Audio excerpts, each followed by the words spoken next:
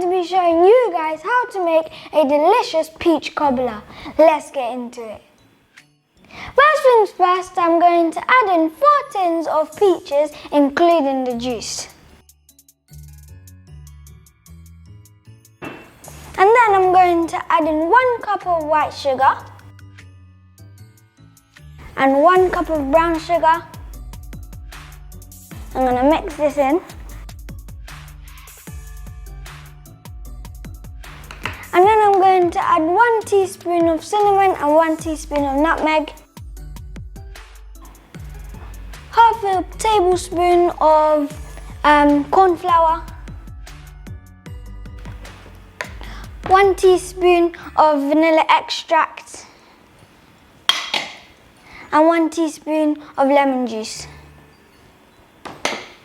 Mix this in.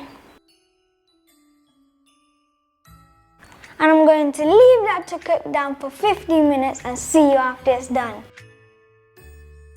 Now my peaches are nice and soft, I'm going to place it into my ready prepared baking dish with some short crust pastry sheet.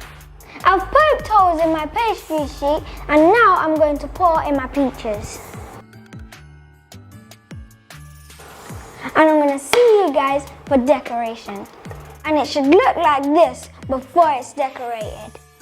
So first you slice your pastry sheet into lines so you can decorate it this way or that way, and then you put it in the oven for 45 minutes to an hour. See you after it's done. Now my peach cobbler is decorated, I'm going to spread some vegan melted butter on top, then put it in the oven to bake.